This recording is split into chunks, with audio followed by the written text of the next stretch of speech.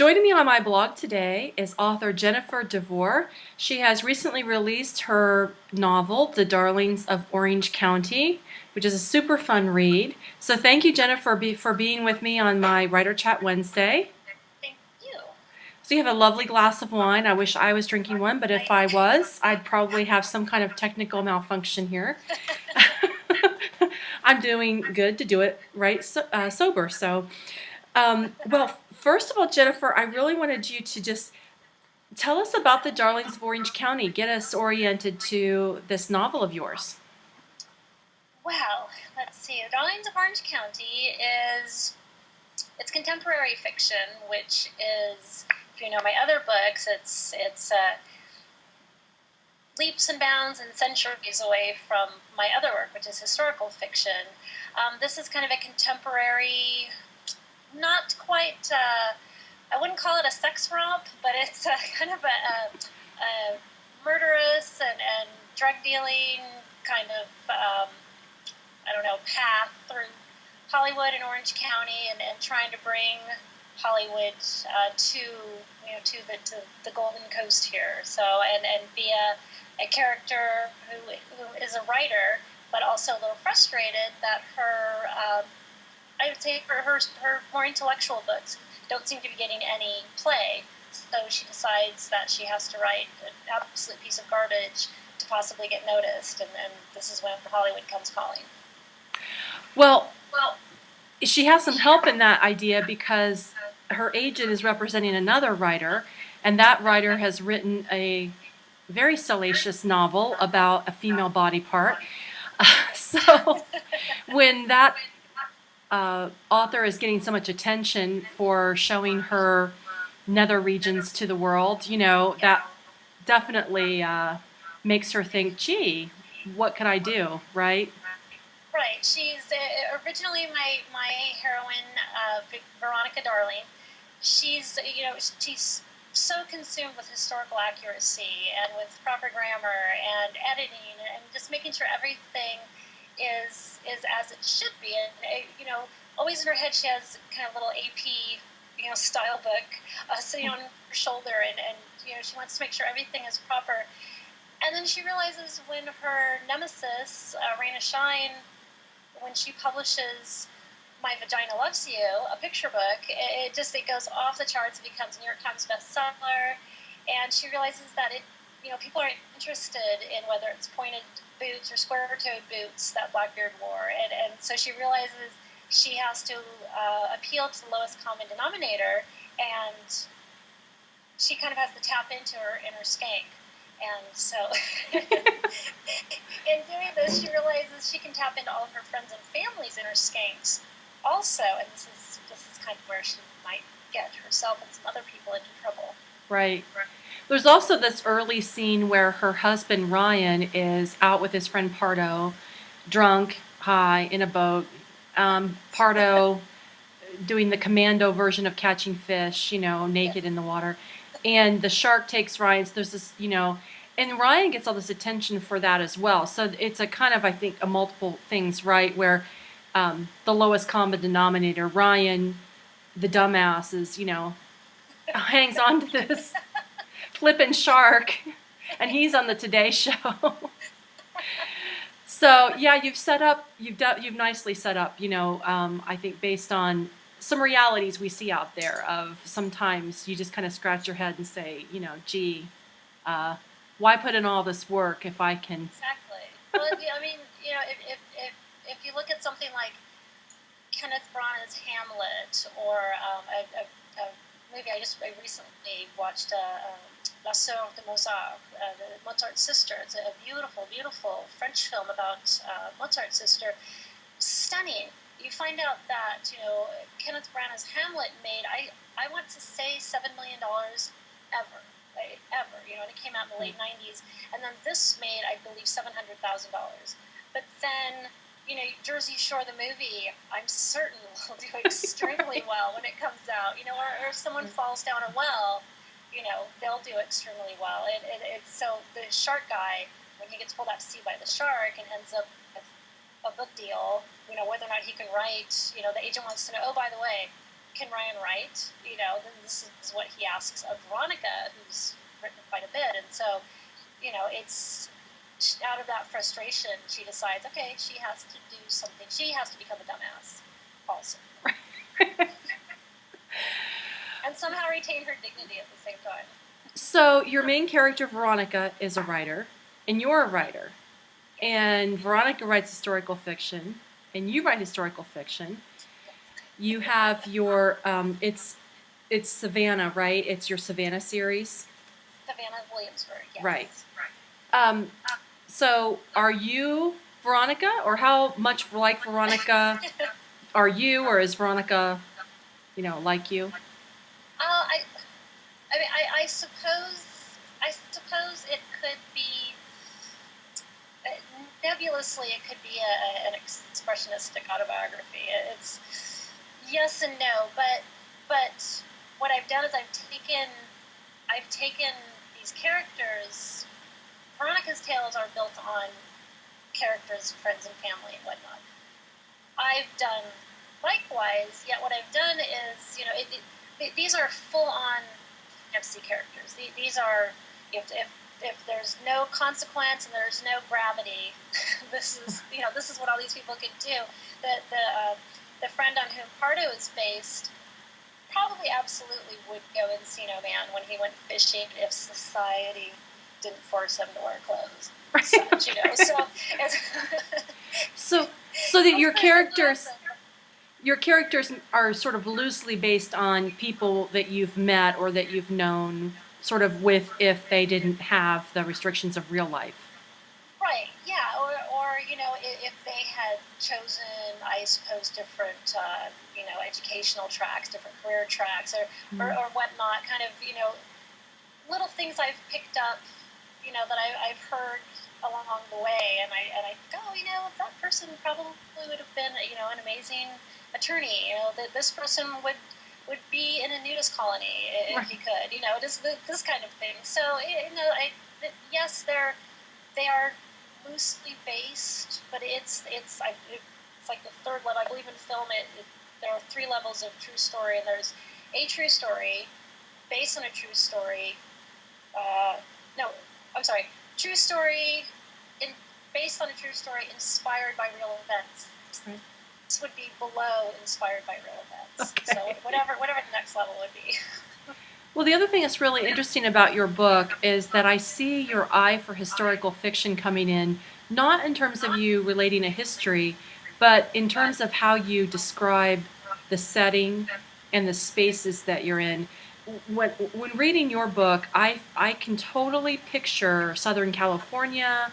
I can see the highway. I can almost smell the ocean. You really have a great sense of description. So I really appreciated that. Thank you. That means a lot. Thank you.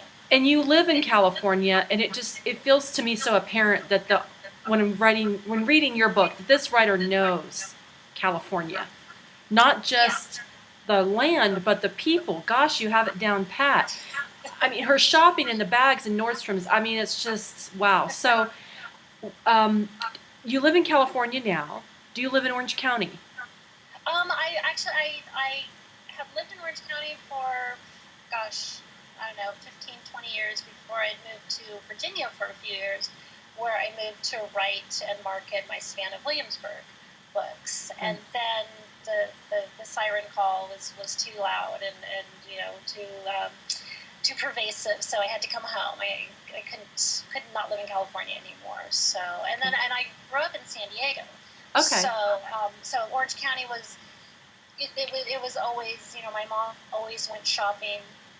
She always had to go to Southwest Plaza to do shopping. So so we'd always go. We always had like the Disney passports, and I grew up going to the Blue Bayou for dinner on weekends, and even being in the back of my mom's bike, her bike when they lived in Buena Park for a short period when I was very young, and going to Disneyland for breakfast with mom. So yeah, Orange County is definitely it's in my blood. Now, your book, The Darlings of Orange County, first of all, the Darlings, that's the main character's last name. Yes. So they may or may not be darling, but their last name is the Darlings. And I hope that they have some sort of precocious charm Yes. underneath all the heinousness. And is it when I first saw the title, I thought, well, maybe this is like the Housewives of Orange County, but it's really nothing like that. I don't think.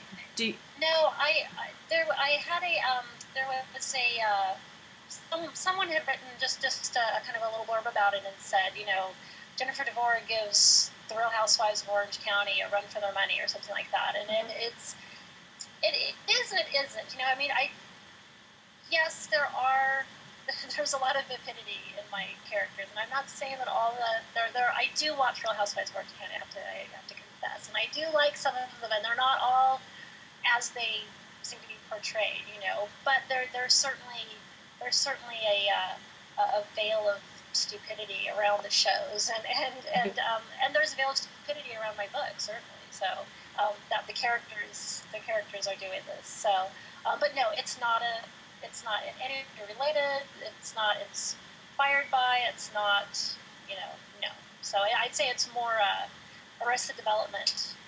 It's a little more Arrested Development right. than Real Housewives. So you do have your historical fiction novels, which are available on Amazon, Savannah of Williamsburg.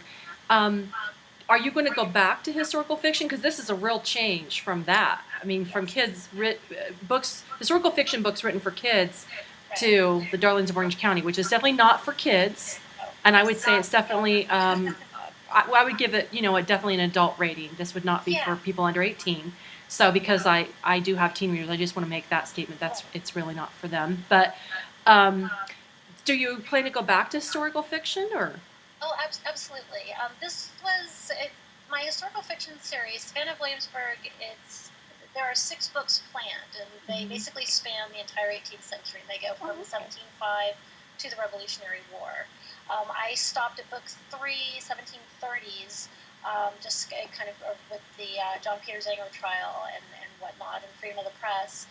I stopped there. I just thought it was a good midway point to kind of take a break from the 18th century, get into contemporary California. But I've already gone back to. I've started the outline, and I kind of toyed with the first chapter of Savannah 4. So, but I've a lot of people keep asking me what's going on with the end of the Darlings, because apparently I have a wonderful sort of cliffhanger ending. So, and which I did sort of leave that way on purpose. There will be a sequel, so I'm just deciding, do I do that or work on Savannah 4 right now? So Yeah, as a writer, sometimes it can be. It's not what to write. It's which should I write right now, right? I mean, I have more ideas probably than I have time for any of them. Are you that way?